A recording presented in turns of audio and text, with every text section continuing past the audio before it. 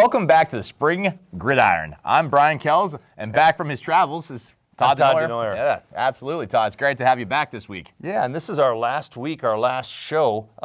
The regular season ended last weekend, and we thought we'd end the show as well. We appreciate you sticking with us and watching us grow, presenting this show. And our goal was just to highlight the kids and show you some of the incredible talent that the 8-on-8 League has, and hopefully encourage other teams throughout the state to think about spring next year. Yeah, the spring football is so much fun, and I encourage anyone out there, if you haven't played it, give it a try. It is so much fun, and you're going to learn so much in that short period of time, and you're just going to get better as a football player developing those skills. But speaking of great skills, let's take a look at the 6U highlights, and this will be the last week we're giving out T-shirts. We've had several winners that have not claimed their T-shirts, so you might get one. I don't know if you can fit in an extra small, but we got lots of extra small T-shirts left. Maybe one for each arm. Maybe one for each arm. Some cool sleeves. All right, check out these 6U highlights.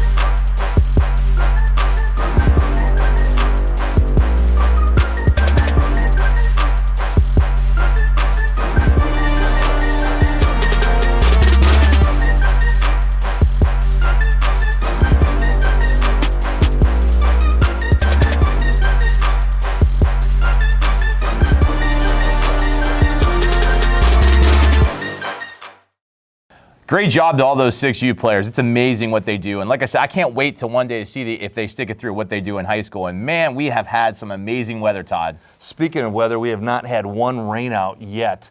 You had to jinx it, right? It's going to happen this weekend now, sure. I don't think so. Having a camera company, one of our biggest challenges here in Florida, with so much rain, especially in the fall, is putting electronics out there, and then people complaining, hey, they're missing a game or missing a half of a game, and it's just our equipment's not able to handle heavy rain or even a light rain. Yeah, I know last spring, I was out at St. Cloud for a deluge. I mean, that thing was pouring. It was almost hurricane-like weather. We toughed it out, though. Our equipment made it, and we got some films. Now, we missed a few plays here and there because the cameras were getting blown over, basically, but we fought through it. I think we had 2 weekends last year that were just an incredible amount of rain, and this year we didn't get one. It was sunny. Even when I drove up to Panama City that first weekend, it was a beautiful day. And so, Sandy, I don't know what you did this year, but you're very fortunate that we had some beautiful weather.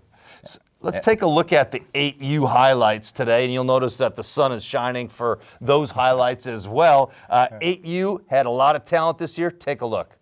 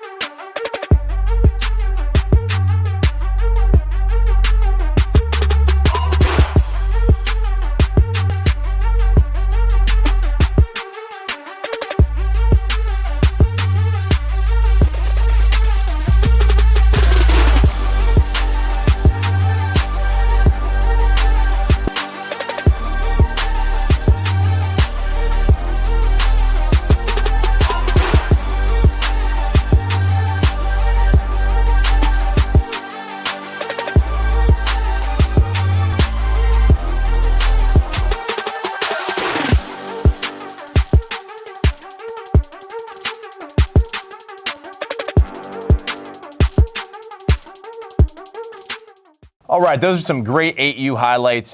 Very amazing players. Once again, I know they're just a little bit older than 6U, but it's amazing development between 6U and 8U, how far they come. And speaking of development, we've talked on this program about how hard it is to do these things in terms of organizations putting together and running one of these weekend events. And I believe the Volusia Raiders, they've done a great job of it.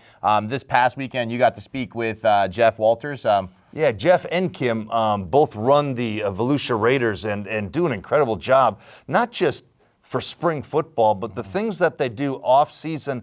And Jeff's always calling me from different states. He's driven kids over to compete in 7-on-7, or he's taking kids to go visit colleges. And it's just amazing. They supply tutors for those who need it. They'll bring food over to families that need it. And talking to Kim, she's like a mom of 300 kids and 60 cheerleaders. And so it's just great to see parents helping out the community. And then they've been blessed. They've got the largest 8-on-8 organization in the league with 13 teams this last year. Yeah. And so kudos to the Volusia Raiders. And this is what Jeff and Kim had to say about getting started and what it's like to be a family. I started this program some years ago because of the challenges that our youth was facing in the community. And the programs wasn't really for all youth at that point. And then we have these kids that really want to go to college, but at some point, can't go. A lot of kids come from different type of backgrounds and stuff like that. But we know that if we could teach a kid from a young age all the way up, get them into high school, and get recruited to college, they could go. But also, we could keep the kid off the street from the different challenges that they could face. That was a good thing too as well. So that was the reason why that was two of the main reasons why we started. Make sure that the streets didn't get them, and all these kids that are getting charges at young ages, we was trying to eliminate that and stop that. So we partnered with probation, we partnered with DCF, we partnered with everybody that we could that has a disadvantaged kid, so we could take them in, mentor them, and try to keep them going in the right direction. And then how long is the 8-on-8 season usually? Okay, so if you look at our process is a little different than some of the others. We start registration November the 1st, and then we have a few registrations between November and December. We break for Christmas. We start practice January the 3rd. Season ends the last weekend of April, first weekend of May, through the playoffs and championship. Playoffs always are in April, so it's, do or die. If you win, you keep going. If not, your season is over. And then why do you think it's so important for young players to come out to stuff like this based on things like the fall season? Okay, so we also develop we have a motto that if a kid comes in to play with us, if they leave out, they're gonna leave out at more advanced with technique and fundamentals than they came in with. If not, we get their parents their money back. So we guarantee that because we try to prepare them for that next level in fall. And then I know that sometimes events like this that can cause disputes. How have y'all gone about handling that type of stuff? Yeah, so what we did was, first of all, our association and everything else, we came in and tried to be led by God to do everything. I'm a minister too as well, so everything that we do it with prayer and stuff like that. Any situation or circumstance that come about, we handle it right then. We give what we call the 48-hour rule, and then we go right into it. But we take time to analyze everything, get all the different sides to everything and stuff like that, and then figure out how we can work best to not eliminate somebody, but to continue to elevate the parties involved or whatever is involved in that situation. So instead of just trying to kill it off down, put it to the side. Hello, my name is Kimberly Green, and I am the Executive Administrator for Volusia Raiders. Why am I a part of Volusia Raiders? Well, I'm going to tell you why I'm a part of Volusia Raiders. Me and Jeffrey Walters, we had a vision, and we got together and put our minds together for our kids, and here we are now, 2023, and we started this thing in 2016. kids do you have involved in the program now? And this is a year-round thing. So tell me what you do outside of the 8-on-8 season. So yes, it is a year-round thing, and what we do is during the spring season, we do what we're doing right now. We compete 8-on-8. It's a more competitive league than the fall league. But what we do on the off seasons is we coach them up. We have different sessions where they come out, they can get help in things that they need help for, so they can just craft their skill. We also have several different programs. We have a mentoring program where we go in and we help the youth, girls, boys. We're just that positive light for them. A lot of our kids that we take care of during our spring season, they don't have either a father figure or a parent figure or mother figure at the house. So that's where we step in. We do tutoring. We do whatever it takes to put them in a positive light, just so when they're in school or they have any issues in school or out of school, we're that positive light for them. What's your biggest joy in serving? The biggest joy in serving our kids in our community is just watching them grow, watching them develop, and the goal of all goals is when they age out, then we cross over and we follow them into their high school and then into college. And when we started this thing, we wanted our kids to just be able to go to college and get a scholarship to do what they love to do, which is play football. But along the way, we have taught them that it's all about sticking in there, making sure those grades are good. You know, we strive to just make sure that we set them up so they know and have knowledge of what it takes to get it done. I mean, if you want to go to college, you have to have good grades, of course, in high school. And you have to also have that level of football to match it. So that is why we set out to just be here for our kids and be here for all the kids in the community. Right now, this season, we have 365 football players and about 60 cheerleaders. And I only have one birth child, but I have 360 babies that I provide love and attention and affection while we're doing our thing at Volusia Raiders. I have 60 daughters and I have 365 young men that we are going to make sure if they stay with Volusia Raiders, they're going to have what it takes to make it to the next level in high school, make it to the next level in college, because that's what we strive. If they want it, we want it. And that's why we started this thing back in 2016 with one team and 12 players. And here we are now, 2023. And I just told you the numbers. So every year God has blessed us to grow. Sometimes it seems like, you know, we get tired, but the kids, just looking at their faces and coming up to us, all different ages, kids right now in high school and college coming up to us saying, "Hey, Miss Kim," hugging on me and giving me love because they remember when they were 8 and 9 years old back in 2016, and they're now either in high school or college. But they come back, when they come home, they come into those games, they gonna find us and they gonna show us love because they know when all fails, we were here for them. And we're gonna continue to be here for them. And each year, God blesses us and continues to grow this organization. And we, back in 2016 and 17, we were going out, we were at every championship game, we were scouting, we were passing out flyers, but now, we still go, but we don't have to work as hard because we have put a name on to where we are going to give those kids what they need. We're going to give them love, attention, and we're going to coach them up.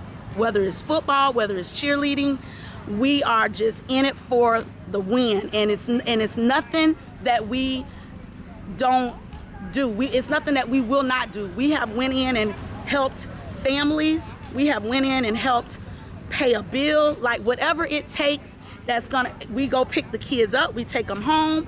If they don't have no money, they can come to us because they know we gonna feed them. So there's no excuse why you cannot keep kids in a positive program throughout the year.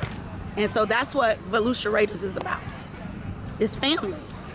All right, now that Todd's allowing me to talk, all right, I want to say my experience with the Raiders was phenomenal. I really appreciate the time I got to work with them over the years. Jeff and his crew really do a nice job of taking care of everybody during the season, outside the season. But like I said, the undertaking of hosting one of these events, they got to get there at 7 a.m. or earlier. They're there all day, all throughout the night. He has people picking up trash all day long, people making sure that the fields are marked and taken care of. It's a really large undertaking, and kudos to the Raiders, kudos to the folks around the state that hosted these games over the course of the season. Really appreciate what you do. Next on the agenda is the 10U highlights. And if you notice a difference between the 6U and 8U, it's a big leap, even though there's 2 years. You go up to 10U and you start going, wow, these guys are tossing the ball around like teenagers, even though they're 10 years old. So take a look at the 10U highlights. And don't forget to vote, because we will give out T-shirts this year if you get us your address. So we'll have to let the winners know next week. Yeah, absolutely. And remember, if you don't claim your T-shirt, I just get to add one per sleeve. I'm excited about those T-shirts. Take a look at the 10U. Yeah.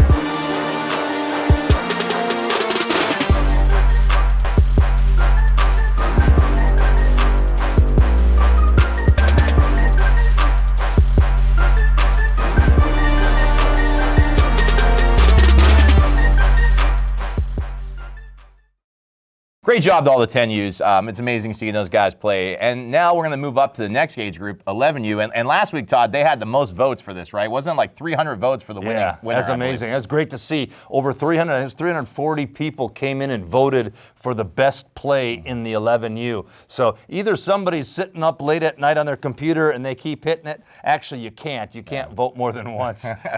And so it's just great to see that many kids because 14U has the most teams in it, but the 11U seems to get the most votes every week. All right, check out the 11U highlights.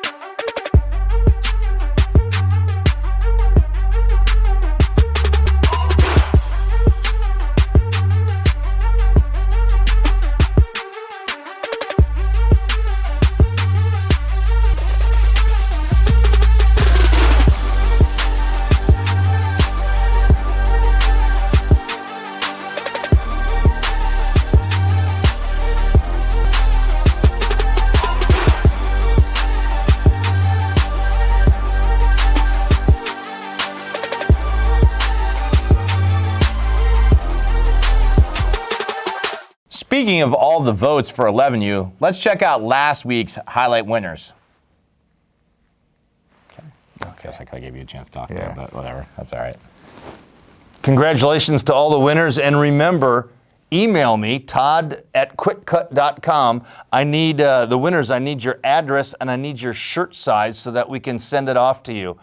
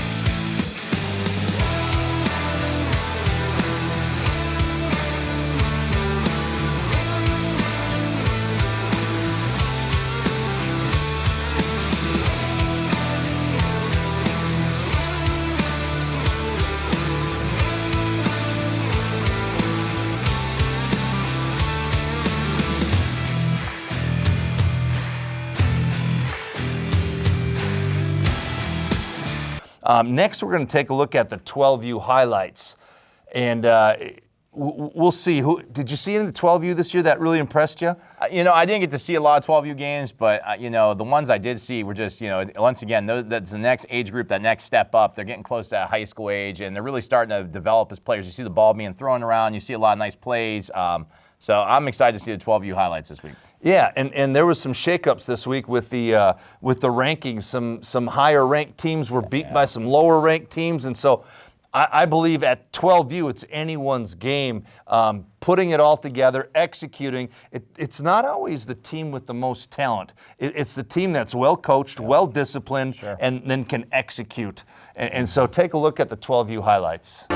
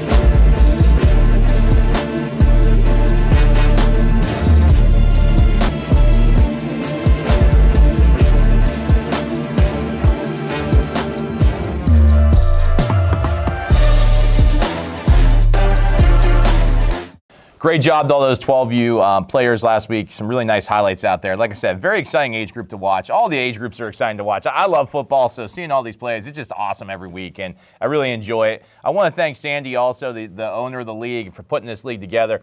I really enjoy it. Like I said, if you can't tell, I talk about it all the time, and I'm really grateful for him doing it and making it happen every season.